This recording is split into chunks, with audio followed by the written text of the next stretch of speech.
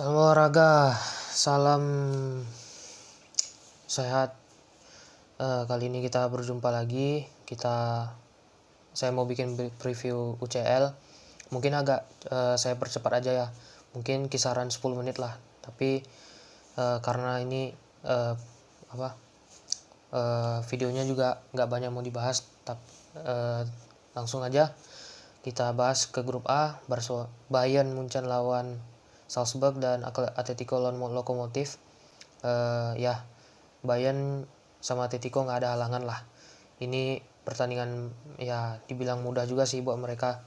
Jadi mereka nggak ada alasan untuk kalah, apalagi imbang. Jadi Bayern sama Atletico yang bakal menang.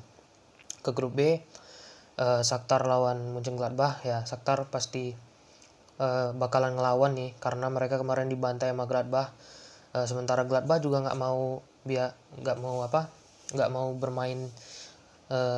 bermain aman, jadi mereka akan tetap fight untuk menang lagi melawan Shakhtar.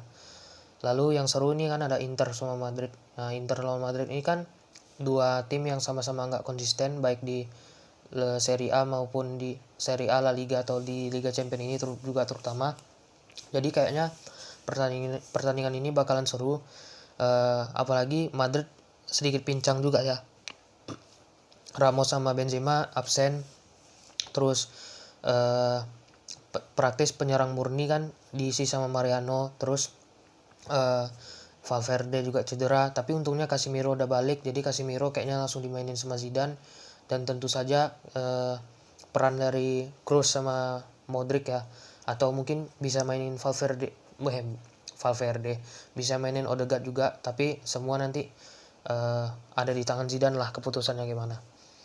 Oke, itu aja untuk Inter sama Madrid. Prediksinya bakalan seru lah match ini, karena ini match hidup mati juga, terutama bagi Inter. Kalau mereka menang, mereka masih ada peluang. Kalau mereka kalah ya selesai lah. Mungkin Inter bisa dipastiin nggak lolos atau mereka masuk Liga Malam Jumat. Oke, ke grup C ada Porto lawan Marseille dan Olympiakos lawan City. Ya, untuk City lawan Olympiakos, City masih di atas kertas bisa menang. Untuk Porto Marseille ini masih imbang-imbang ya, karena kedua tim ini kan sama-sama main bagus di masing-masing liga mereka. Jadi 50-50 lah antara Porto sama Marseille. Tapi saya sedikit lebih mengunggulkan Marseille karena mereka di atas kertas kan, meskipun mereka udah 3 kali kalah, jadi mereka masih ada peluang untuk lolos. Seperti yang dilakukan Atalanta loh musim lalu. Mereka udah kalah 3 kali, tiba-tiba mereka bisa fight dan mereka bisa duduk di runner up di bawah City juga musim lalu kalau nggak salah. Oke, ke grup D ada Liverpool Atalanta sama Ajax Michelin. Liverpool lawan Atalanta, kayaknya Liverpool bakal ngegas lagi nih seperti yang mereka lakukan lawan Atalanta di Bergamo beberapa minggu yang lalu. Lalu mereka juga bisa mengalahkan Leicester, jadi kayaknya mereka bisa mengalahkan Atalanta lagi. Apalagi Jota on fire, Firmino udah menemukan chemistry-nya lagi, udah mencetak gol. Mane juga masih on fire, meskipun gak ada salah, tapi saya rasa Klopp juga gak ada halangan sih. Meskipun badai cedera juga banyak mendera Liverpool, tapi setidaknya mereka masih bisa menciptakan peluang dan membuat gol gitu.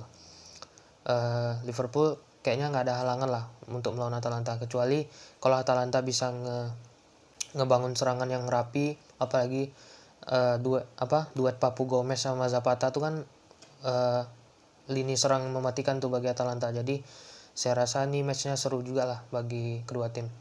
Untuk Ajax Michelin, Ajax ya di atas kertas pasti akan menang lah melawan Michelin. Nggak ada yang susah lah bagi Ajax. Ke grup E ada Rennes lawan Chelsea dan Sevilla melawan Krasnodar. Ya, Chelsea bakalan menang juga lawan Rennes, dan Sevilla juga lawan Krasnodar pasti menang. Ini grup praktis cuma Chelsea sama Sevilla sih yang diunggulkan, kecuali kalau Rennes bisa sedikit ngelawan, mungkin mereka masih ada peluang untuk lolos. Ke grup F ada Lazio melawan Zenit dan Dortmund melawan Klub Brugge. Ya, Dortmund kita tahu ya memang tim ini on fire kali ya, on fire kali.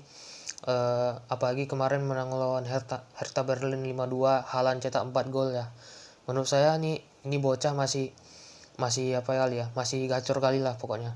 Jadi saya rasa nggak ada hambatan juga sih bagi Dortmund untuk nggak bisa menang lah lawan klub Brugge, karena mereka ini kan tidak diperkuat sama pemain mereka, yaitu Emmanuel Dennis yang kemarin nyetak gol lawan Madrid di Bernabeu.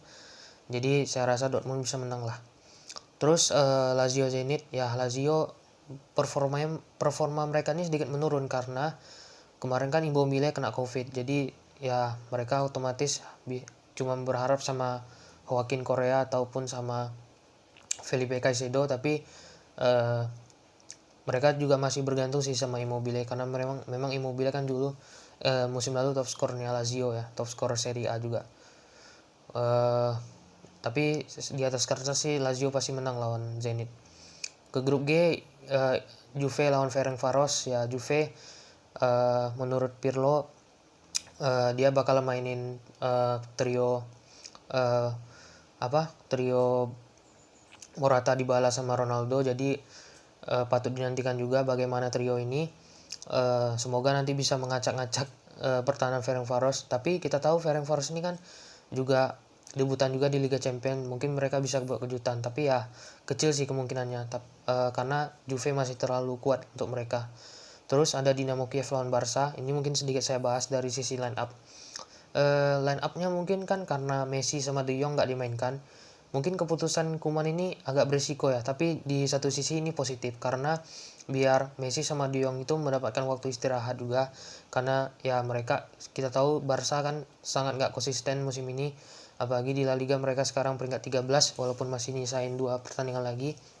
Tapi peran Messi sama De Jong kan selama beberapa pertandingan ini memang udah cukup membantu gitu ya, meskipun ya hasilnya ya juga kurang terlalu menggembirakan buat Barca, tapi mungkin Barca masih bisa fight lah melawan Dinamo Kiev gitu. Mungkin line up-nya karena Pique cedera, jadi kayaknya mainkan Mingueza yang dari Barca B itu. Terus untuk gelandang bertahannya itu ada Pjanic karena Busquets sama Sergio Roberto juga cedera kan. Di kanan, back kanan itu ada Des, di tengah Mingueza tadi sama Lenglet, di kiri ada Alba, di tengahnya ada Pjanic. Nah, lalu di depannya itu di depan Pjanic itu ada dua gelandang, dua sayap lah ya, Pedri atau Trincao. Lalu di depan itu ada Coutinho sama Griezmann gitu. Jadi saya rasa juga Barca nggak ada kesulitan berarti lah untuk nggak menang lawan Dinamo Kiev gitu. Lalu yang terakhir ada grup H. Ini yang seru, MU lawan Başakşehir sama PSG Leipzig. MU ya permainan mereka masih belum konsisten, tapi mereka sudah kemarin menang lawan WBA, jadi percaya diri mereka sudah meningkat. Terus sebelumnya juga lawan Everton mereka menang. Jadi mereka kayaknya bakal fight nih lawan Başakşehir ya. Kita tahu kan Başakşehir performa mereka juga meningkat di Liga Turki, jadi pertandingan ini kayaknya bakalan seru juga lah dinikmatin, karena kan notabene mereka ini sudah tahu lah gaya permainan masing-masing karena sudah bertemu juga kan. Terus untuk PSG Leipzig ya, PSG kemarin kalah sama Leipzig dan kemarin kalah sama Monaco di Ligue 1, jadi mungkin mental PSG ini kena ya karena kekalahan itu, tapi saya rasa PSG masih bisa bangkit ya, karena